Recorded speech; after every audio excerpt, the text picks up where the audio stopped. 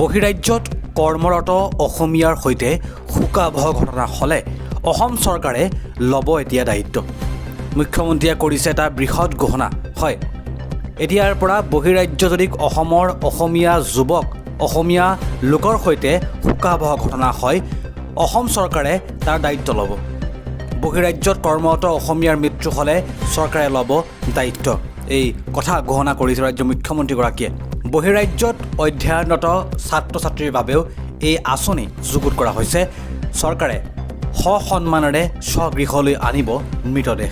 মৰ্যাদাপূৰ্ণ সৎকাৰৰ ব্যৱস্থা আগবঢ়াব চৰকাৰে।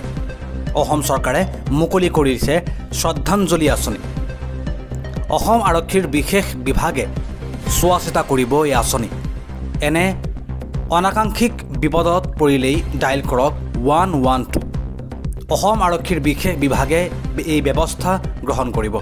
অসমৰ বাহিৰত কৰ্মৰত লোকসকলক লৈ এই ডাঙৰ ঘোষণা কৰা হৈছে। অসমৰ বাহিৰত যিসকল লোক কৰ্মৰত আছে অথবা অধ্যয়ন কৰিবলৈ গৈছে তেওঁলোকলৈ এই আঁচনিৰ যোগান ধৰা হৈছে। অসম চৰকাৰে মুকলি কৰিছে শ্ৰদ্ধাঞ্জলি আঁচনি। খিলঞ্জীয়া নহয়, সন্দেহজনক লোককহে উচ্ছেদ কৰা হ'ব। উচ্ছেদক লৈ মুখ্যমন্ত্ৰীৰ ডাঙৰ ঘোষণা। মুখ্যমন্ত্ৰীগৰাকীয়ে কয়, খিলঞ্জীয়া নহয়, সন্দেহজনক লোককহে উচ্ছেদ কৰা হ'ব। হয়, ৰাজ্যৰ চৰকাৰে খিলঞ্জীয়াৰ মাটিত উচ্ছেদ নকৰে, সন্দেহজনক নাগৰিককহে কৰা হ'ব উচ্ছেদ। ৰাজ্যৰ চৰকাৰৰ এই ঘোষণা। খিলঞ্জীয়া শংকিত নহ'বলৈ আহ্বান জনাইছে মুখ্যমন্ত্ৰীগৰাকীয়ে। চৰকাৰে খিলঞ্জীয়া মানুহৰ ক্ষেত্ৰত কোনো ছাৰ্ভে কৰা নাই।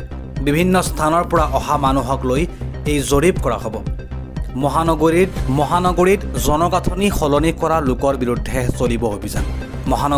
মহানগৰীত এনেকুৱা মানুহ কিমান সোমাইছে তাৰ হ'ব পৰ্যবেক্ষণ। 3 প্ৰজন্ম যদি অসমৰ নহয় তেতিয়া চলিব ছাৰ্ভে। খিলঞ্জীয়াক দিয়া হ'ব বসুন্ধৰাৰ অধীনত মাটিৰ পট্টা। কেৱল বনাঞ্চলতহে ছাৰ্ভে চলিব। ৰাজ্য চৰকাৰে ধৰ্মৰ ভিত্তিত কৰা নাই উচ্ছেদ। ৰাজ্যৰ মুখ্যমন্ত্ৰীগৰাকীয়ে এই মন্তব্য কৰিছে। শীঘ্ৰেই মহানগৰীত কৰা হ'ব উচ্ছেদ। মহানগৰীৰ উচ্ছেদক লৈ ৰাজ্যৰ মুখ্যমন্ত্ৰীগৰাকীয়ে বৃহৎ মন্তব্য কৰা পৰিলক্ষিত হৈছে। ৰাজ্য চৰকাৰে খিলঞ্জীয়াৰ মাটিত উচ্ছেদ নকৰে বুলি ৰাজ্যৰ মুখ্যমন্ত্ৰীগৰাকীয়ে এক মন্তব্য কৰিছে। গোলকগঞ্জৰ 70 বিঘা মাটিত বিশাল উচ্ছেদৰ অভিযান চলিব। কোনো কাৰণতে চৰকাৰী মাটি দখল কৰিবলৈ দিয়া নহ'ব। এই মন্তব্য কৰিছে ৰাজ্যৰ মুখ্যমন্ত্ৰীগৰাকীয়ে। গোলকগঞ্জৰ 70 বিঘা মাটিত বিশাল উচ্ছেদ চলিব। কোনো কাৰণতে চৰকাৰী মাটি দখল কৰিবলৈ দিয়া নহ'ব।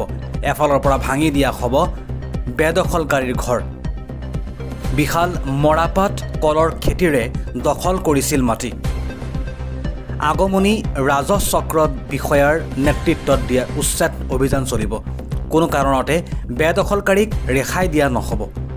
সকলো চৰকাৰী ভূমি বেদখলমুক্ত হ'ব লাগিব। জৰুৰী কাম নাথাকিলে আপুনি আপোনাৰ ঘৰৰ পৰা বাহিৰত নোলাব।